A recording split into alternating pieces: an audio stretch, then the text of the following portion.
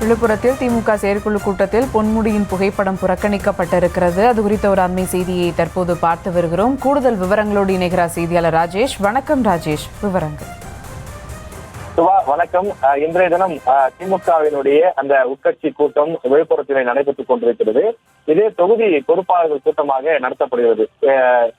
திமுகவில் 8 மண்டல பொறுப்பாளர்கள் நியமிக்கப்பட்டிருக்கிறார்கள். எனவே விழுப்புரம் தொகுதியினுடைய மண்டல பொறுப்பாளராக நியமிக்கப்பட்டிருக்கக்கூடிய அமைச்சர் MRK பன்னீர்செல்வம் தலைமையிலே இந்த கூட்டம் நடைபெற்று வருகிறது.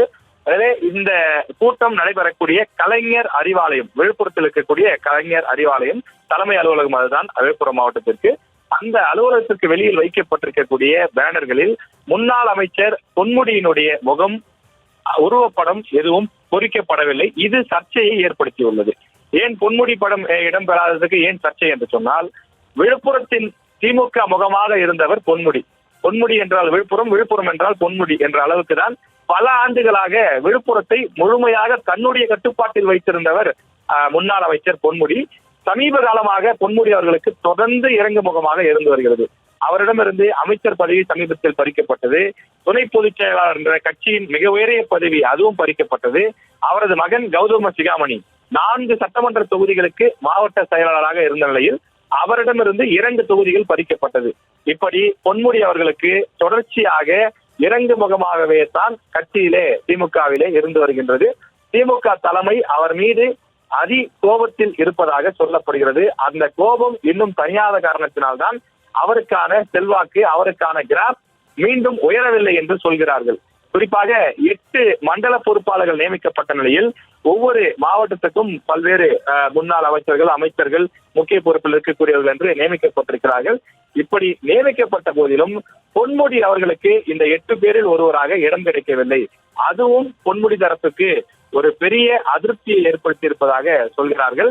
நேற்றைய தினம் விழுப்புரம் மற்றொரு மாவட்டம், அதாவது கௌதம சிகாமணி இருக்கக்கூடிய அந்த மாவட்டத்தில் இந்த ஆலோசனை கூட்டம் நடைபெற்றது. அந்த இடத்தில் பொன்முடி அவர்களுடைய படம் இடம்பெற்றது.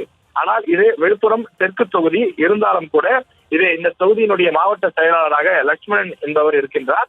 ஆனால் விழுப்புரம் தொகுதியினுடைய முகமாகவும் முன்னாள் அமைச்சராகவும் அந்த மாவட்டத்தினுடைய கட்சி பணிக்காக பல்வேறு வகைகளில் பாடுபட்டவராகவும் இருந்தவர் பொன்முடி. அந்த மாவட்டத்திலேயே அவருடைய புகைப்படம் புறக்கணிக்கப்பட்டிருப்பது அவருக்கான முக்கியத்துவம் கட்சியில் குறைந்திருக்கிறதோ என்ற சந்தேகத்தை எழுப்பியிருக்கின்றது. எந்த மாவட்டம் என்று எடுத்துக்கொண்டாலும் அங்கு உட்கட்சி பிரச்சனை இருக்கும். 2 அணி 3 அணி என்று உட்கட்சி மோதல்கள், கோஷ்டி குஷல்கள் இருப்பது வழக்கம்தான். அது விழுப்புரத்திற்கும் பொருந்தும். ஆனால் ஒரு மாவட்டத்தினுடைய ஒரு முக்கிய முகமாக, முன்னாள் அமைச்சராக, கட்சியினுடைய துணை பொதுச் செயலாளராக இருந்தவருடைய புகைப்படமே இடம்பெறவில்லை. ஒரு சிறிய அளவிலாவது அந்த புகைப்படம் இடம்பெற்றிருக்கலாமே என பொன்முடி ஆதரவாளர்கள் கொந்தளிக்கிறார்கள். தற்போது அமைச்சர் MRK பன்னீர்செல்வம் தலைமையிலே 2026 சட்டமன்ற தேர்தலை எதிர்கொள்வது தொடர்பான ஆலோசனை கூட்டம் விழுப்புரம் கலைஞர் அறிவாலயத்தில் நடைபெற்றுக் கொண்டிருக்கிறது. இதில் பொன்முடிக்கு முக்கியத்துவம் கொடுக்கப்படவில்லை. பொன்முடி அவர்களுக்கு அழைப்பும் இல்லை. பொன்முடி அவர்களுடைய படமும் இடம்பெறவில்லை என்பது விழுப்புரம் திமுகவில் பெரும் சர்ச்சையாக மாறியிருக்கிறது. விவரங்களுக்கு நன்றி ராஜேஷ்.